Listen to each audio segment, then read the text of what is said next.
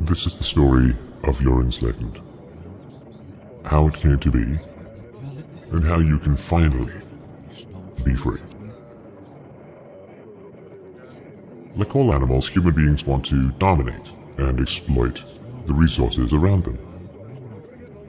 At first we mostly hunted and fished and ate off the land, but then something magical and terrible happened to our minds.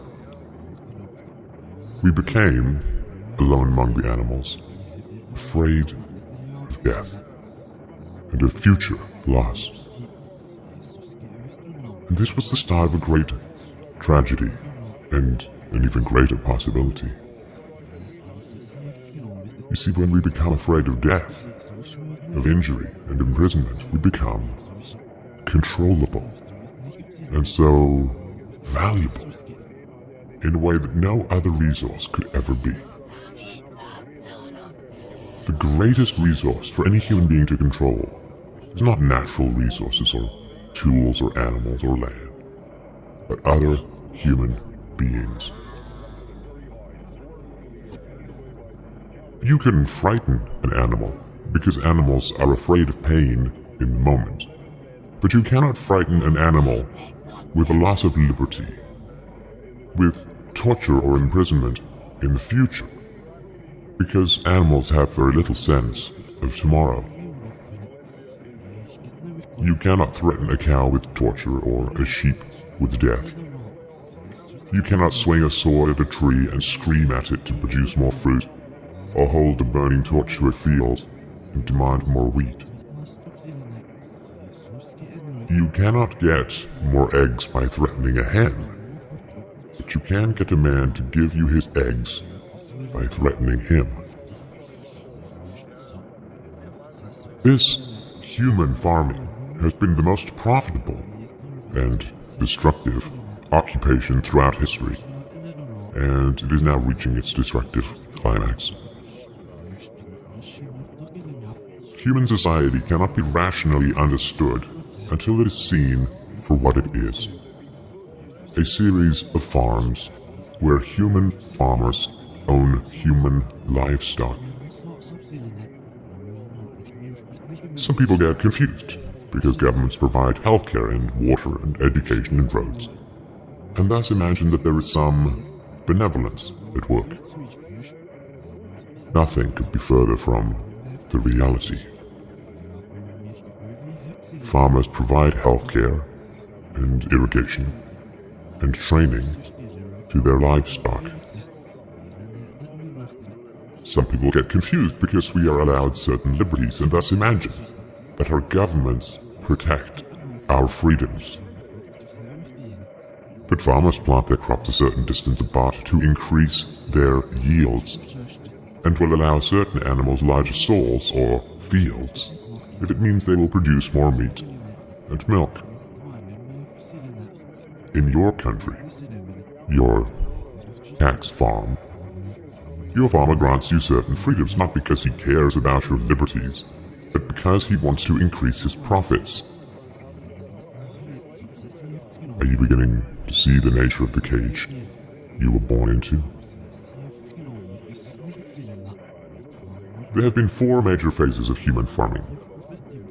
The first phase in ancient Egypt was direct and brutal human compulsion. Human bodies were controlled, but the creative productivity of the human mind remained beyond the reach of the whip and the brand and the shackles. Slaves remained woefully underproductive and required enormous resources to control.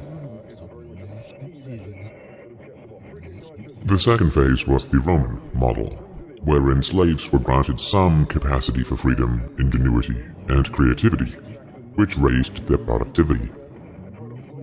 This increased the wealth of Rome, and thus the tax income of the Roman government, and with this additional wealth Rome became an empire, destroying the economic freedoms that fed its power, and collapsed.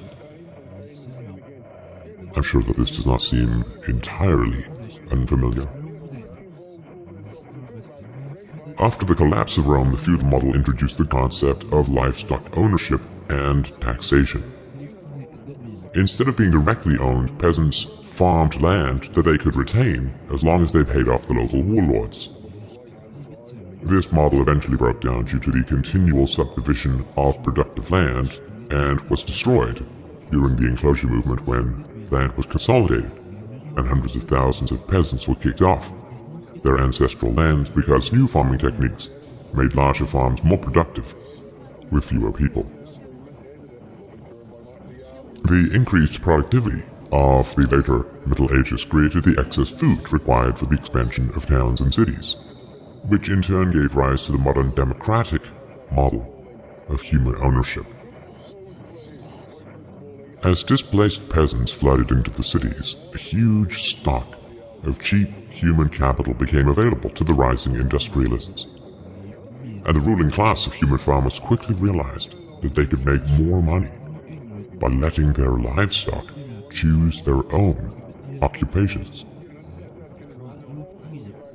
Under the democratic model, direct slave ownership has been replaced by the mafia model. The mafia rarely owns businesses directly, but rather sends thugs around once a month to steal from the business owners.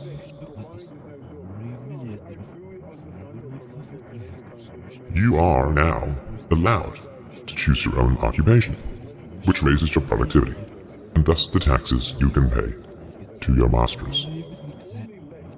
Value this time in your life, kids, because this is the time in your life when you still have your choices. I go with myself first. When you're a teenager, you think you can do anything, and you do. 20s are a blur. 30s, you raise your family, make a little money, you think to yourself, what happened in my 20s? 40s, you grow a little pot belly, you go into the gym. The music starts to get too loud. When a girlfriend from high school becomes a grandmother. 50s, you have a minor surgery, you'll call it a procedure, but it's a surgery.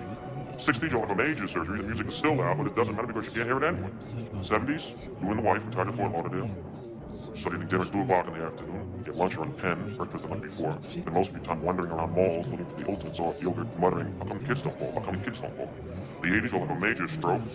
You end up battling with some Jamaican nurse your wife can't stand, but you call mama. Any questions? Your few freedoms are preserved because they are profitable to your owners. The great challenge of the democratic model is that increases in wealth and freedom threaten the farmers. The ruling classes initially profit from a relatively free market in capital and labor, but as their livestock become more used to their freedoms and to growing wealth, they begin to question why they need rulers at all. Ah well, nobody ever said that human farming was easy. Keeping the taxed livestock securely in the compounds of the ruling classes is a three-phase process. The first is to indoctrinate the young through government, quote, education. As the wealth of democratic countries grew, government schools were universally inflicted in order to control the thoughts and souls of the livestock. The second phase is to turn citizens against each other through the creation of dependent livestock. It is very difficult to rule human beings directly through force, and where it can be achieved, it remains cripplingly underproductive, as can be seen in North Korea. Human beings do not breed well or produce efficiently in direct captivity. But if human beings believe that they are free, then they will produce much more for their farmers. The best way to maintain this illusion of freedom is to put some of the livestock on the payroll of the farmer.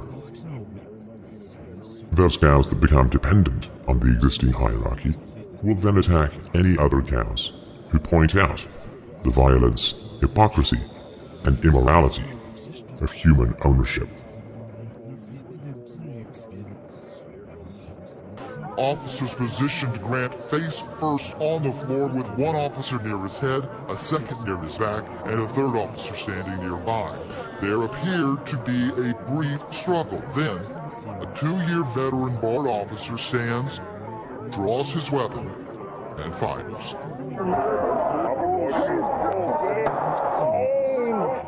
Freedom is slavery, and slavery is freedom. If you can get the cows to attack each other, whenever anybody brings up the reality of their situation, then you don't have to spend nearly as much controlling them directly. Those cows who become dependent upon the stolen largesse of the farmer will violently oppose any questioning of the virtue of human ownership. And the intellectual and artistic classes, always and forever dependent upon the farmers, will say to anyone who demands freedom from ownership, "You will harm your fellow cows." The livestock are thus kept enclosed by shifting the moral responsibility for the destructiveness of a violent system to those who demand real freedom. The very third phase is to invent continual external threats so that the frightened livestock cling to the protection of the farmers. This system of human farming is now nearing its end. The terrible tragedies of modern Western economic systems has occurred not in spite of, but because of past economic freedoms. The massive increases in Western wealth throughout the 19th century resulted from economic freedoms. And it was this very increase in wealth that fed the size and power of the state. Whenever the livestock become exponentially more productive, you get a corresponding increase in the number of farmers and their dependents. The growth of the state is always proportional to the preceding economic freedoms. Economic freedoms create wealth, and the wealth attracts more thieves and political parasites, whose greed then destroys the economic freedoms. In other words, freedom metastasizes the cancer of the state. The government that starts off the smallest will always end up the largest. This is why there can be no viable and sustainable alternative to a truly free and peaceful society. A society without political rulers, without human ownership, without the violence of taxation and statism. To be truly free is both very easy and very hard. We avoid the horror of our enslavement because it is so painful to see it directly. We dance around the endless violence of our dying system because we fear the attacks of our fellow livestock. But we can only be kept in the cages we refuse to see. Wake up. To see the farm is to leave it.